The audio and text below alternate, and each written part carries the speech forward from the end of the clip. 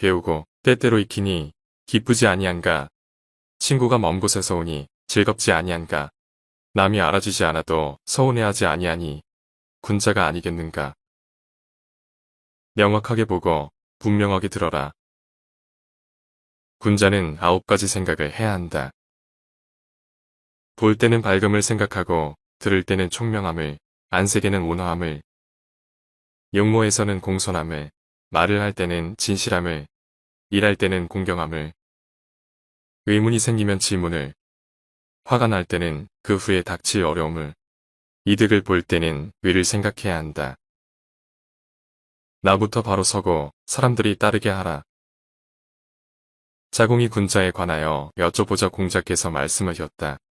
먼저 자신의 말을 스스로 실행하고 그 다음에 타인으로 하여금 자기를 따르게 하는 것이다. 말은 쉽지만 실천은 어렵다. 인도의 한 어머니가 어린아이와 함께 간디를 찾아갔다. 선생님, 저희 아이에게 설탕을 좀 적게 먹으라고 알려주세요.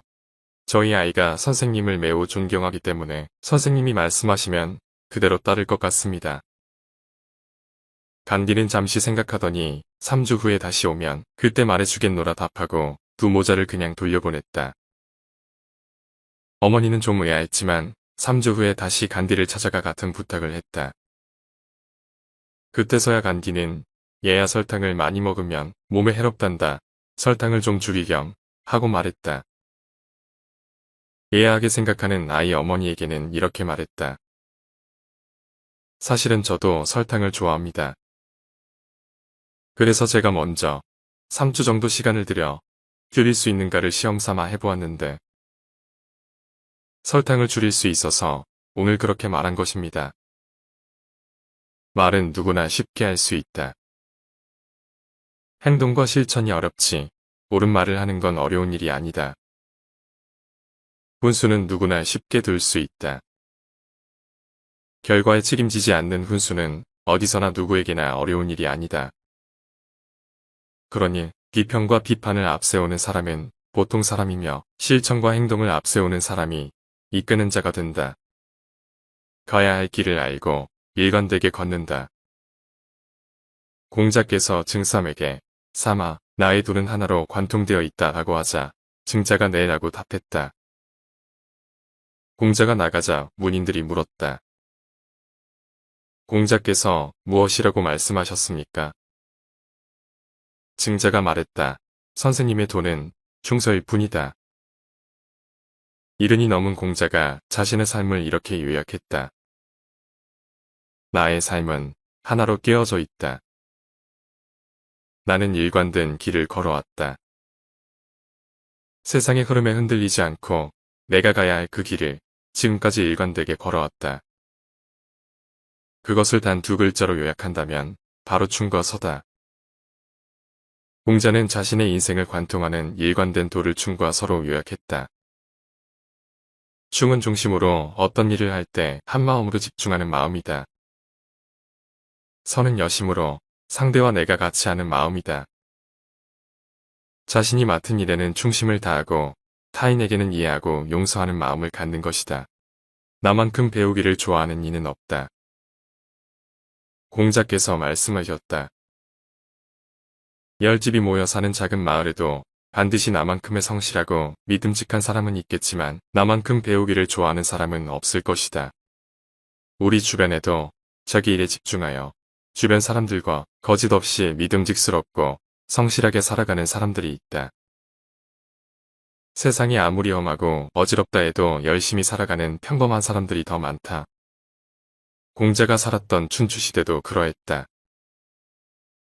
10집 정도 모여 사는 작은 마을에도 공자만큼이나 성실하고 믿음직한 사람은 반드시 있었다는 논어의 기술을 보면 그렇다. 평범했던 공부가 위대한 성인 공자가 될 수 있었던 가장 큰 이유는 호학 정신이다. 성실과 믿음의 바탕 위에 그 누구보다도 배우기를 좋아하는 정신이 있었기 때문이다. 논어 전체를 통해 그 어떤 자랑도 하지 않았던 겸양지덕의 공자께서도 호학만큼은 당당하게 자랑하고 있다. 다른 건 몰라도 배우기를 좋아하는 것 하나만큼은 자신 있게 말할 수 있다는 공자의 말은 누구든 배움에 집중하면 그처럼 될 수 있다는 것을 은유하고 있다. 공자의 말을 증명이라도 하되 조선 최고의 학자였던 다산 정약용도 회갑을 맞이하며 쓴 자참묘지명에서 호학을 들고 있다. 밀려온 삶에서 밀어가는 삶으로. 공자께서 말씀하셨다. 답답해하지 않으면 일깨워주지 않았고 표현하려 애쓰지 않으면 밝혀주지 않았다. 하나를 가르쳐 주었을 때 스스로 세 가지를 알아내지 않으면 반복해 가르치지 않았다. 재능이나 사상 등을 열어주고 튀게 일깨워주는 걸 개발이라고 한다. 이 단어는 공자의 독특한 교육 방법으로부터 시작되었다.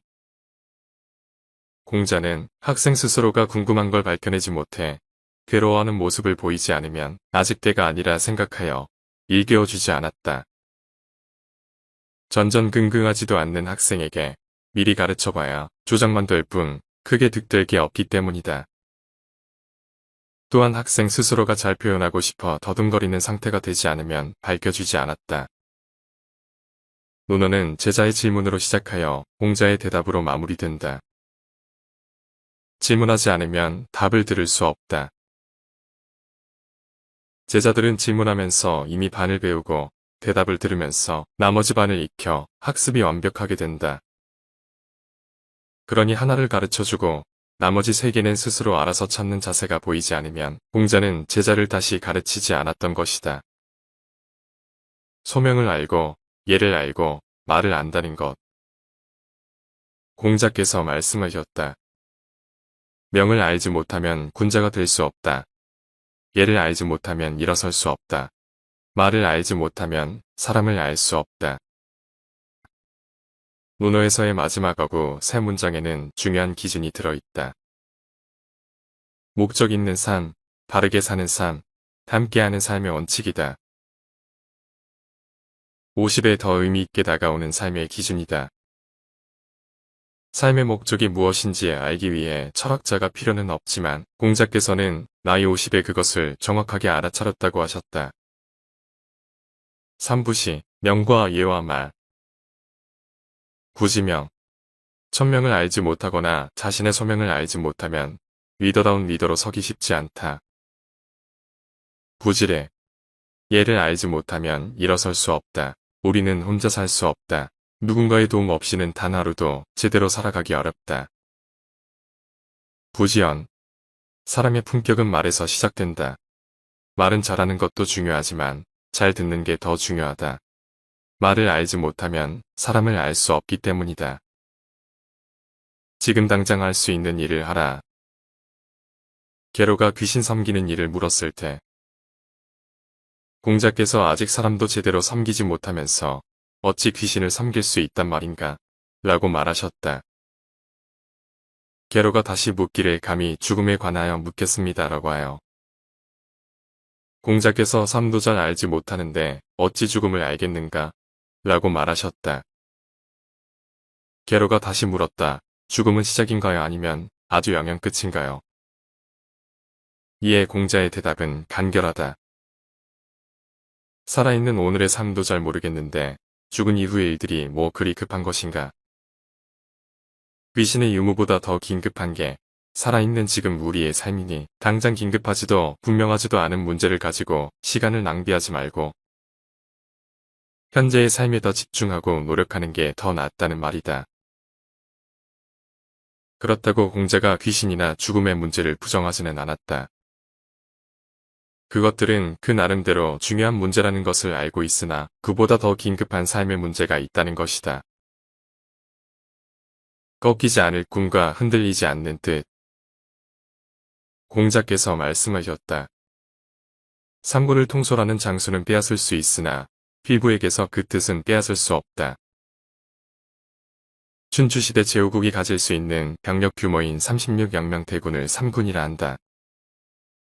공자는 삼군을 총지휘하는 장구들, 전쟁이나 전투로 빼앗을 수 있으나 일개범부라 해도 그의 가슴속 깊은 뜻은 빼앗을 수 없다고 말했다. 간절한 뜻을 지닌 사람은 돈이나 출세의 마음을 빼앗기지 않고 가난하다고 해서 뜻을 바꾸지도 않으며 어떤 위협에도 굴복하지 않기 때문이다.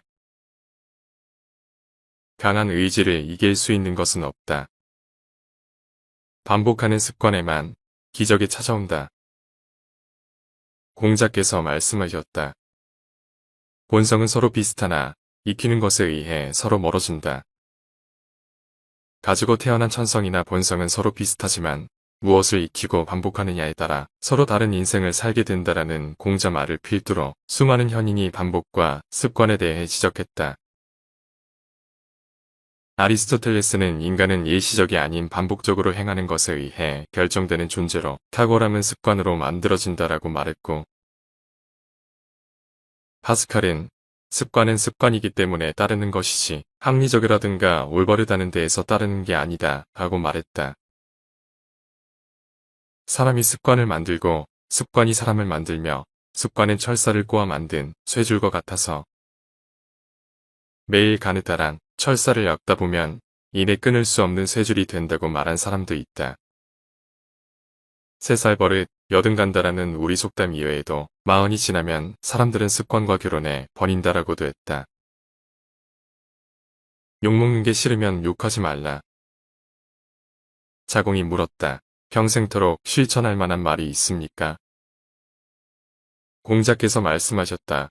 그것은 서라는 말이다. 자기가 바라지 않는 것은 남에게 베풀지 않는 것이다.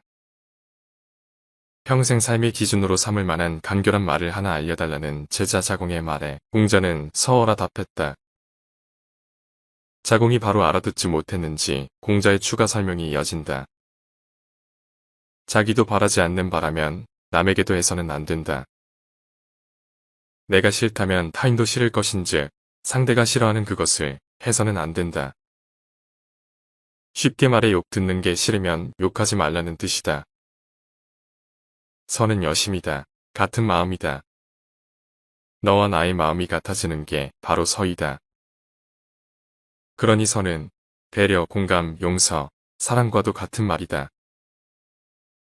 잘못을 받아들이고 자책할 줄 아는 사람. 공자께서 말씀하셨다. 끝났구나. 나는 아직도 자기의 잘못을 발견해서 안으로 자책하는 사람을 보지 못했다. 잘못을 저지르고도 고치지 않는다면 이것이 바로 잘못이다. 노용을 옮기지 않고 잘못을 반복하지 않았던 제자 안희를 제외하면 나는 지금까지 자기의 잘못을 발견하고 안으로 자제할 줄 아는 사람을 만나지 못했다. 사람은 누구나 잘못을 저지를 수 있지만 잘못하고도 이를 고치지 않는다면 그게 진짜 잘못이다. 잘못했으면 즉시 고치기를 꺼리지 말아야 한다. 잘못은 대개 자기가 옳다고 생각하는 데서 유발되는 것인데 이런 자신의 잘못을 아는 게 바로 인을 아는 것이라 할 수 있다. 행동으로 옮기기 어려운 말을 부끄럽게 여기는 사람이 바로 군자다. 공자는 논어를 통해 잘못이 무엇인지를 반복하여 지적하고 가르쳤다. 지금이나 춘추시대나 사람이 사는 건 크게 다르지 않았다. 자신의 잘못을 스스로 인정하고 고치려 노력하는 사람이 없음을 공자는 이렇게 한탄했다. 세상이 말세로구나. 더 이상의 희망과 미래가 없구나. 2500여 년 전에도 희망을 찾기가 어려웠다. 누구도 자기의 잘못을 인정하지 않는 황무지 같은 세상에 미래가 없다며 공자는 걱정했다. 50에는 나에게서 찾아야 한다. 공자께서 말씀하셨다. 군자는 자기에게서 찾고 소인은 남에게서 찾는다. 공자보다 약 70여 년 전에 태어난 철학의 아버지 탈레스는 세상에서 가장 쉬운 일은 타인에게 충고하는 일이며 세상에서 가장 어려운 일은 자기를 아는 일이라고 했다. 그러며 올바른 인생을 살기 위해서는 타인을 비난하지 말아야 한다고 했다. 현실주의자 공자께서도 말했다. 군자는 잘못의 원인을 자기에게서 찾으려 노력하지만 소인은 타인에게서 찾으려 한다라고 했다. 리더는 원인을 자기 내부에서 찾으려 하지만 보통 사람은 원인을 외부로 돌리려 한다는 말이다. 그렇다. 타인을 책망하거나 원망할수록 발전은 멀어져 간다. 스스로 되돌아보지 않는 사람은 점점 뒤처지게 된다. 50에 들이닥칠 근심이 고마운 이유. 공자께서 말씀하셨다. 덕을 닦지 못한 것, 학문을 강구하지 못한 것, 의를 듣고 실천하지 못하는 것, 불신을 고치지 못하는 것이 나의 근심이다. 공자에게도 근심거리가 있었다. 첫째는 덕을 닦지 못한 것, 지혜와 사랑과 용기가 덕이다. 둘째는 학문을 깊이 있게 연구하지 못한 것, 여러 가지 좋은 방법으로 궁리하거나 연구해 보지 못한 것. 셋째는 의를 듣고 배워 무엇이 옳고 그른 것인지를 알고 있으면서도 실천하지 못한 것. 마지막은 어떤 것이 선하고 선하지 못한 것인지를 알면서도 선하지 못함을 고치지 못하는 것이 근심이라 했다. 혼자만의 삶에서 함께하는 삶으로. 공자께서 말씀하셨다.